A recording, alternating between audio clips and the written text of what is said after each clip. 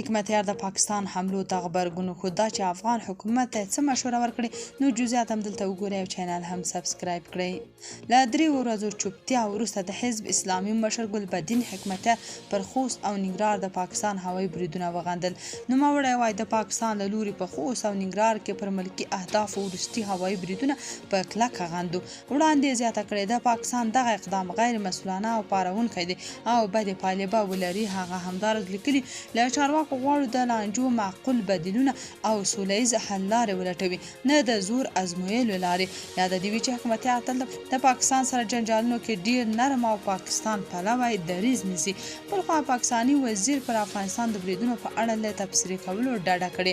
د پاکستان د بهرنۍ چارو وزیر پر خوست او ننګرهار د هوایي بریدونو په اړه له تبصرې کولو ډډه وکړه. نوموړي نن د یوې خبري غونډې پر مهال پر افغانستان هوایي بریدونو ته د اشارې پرته وویل په کابل کې سفیر احضار شوی چې جزئیات به یې وارزول شي. د پاکستان د بهرنیو چارو وزیر اسحاق ډار ویلي چې د سفیر احضارول او د شکایت ثبتول یو عادي موضوع ده چې په دې اړه د اندېښنې اړتیا نشته.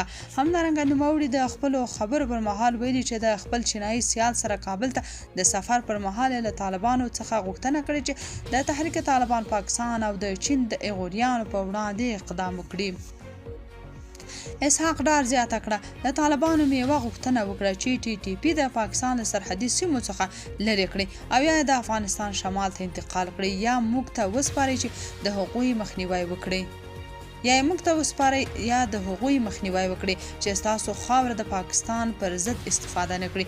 په افغان حکومت بیا تل د پاکستان د ادعاوې ردوي چې ګڼې افغان خاوره کې ترهګرې ډلې شتون لري. تاسو په دې اړه څه نظر لرئ؟ کمنټ کې شریک او چینل هم سبسکرایب کړئ.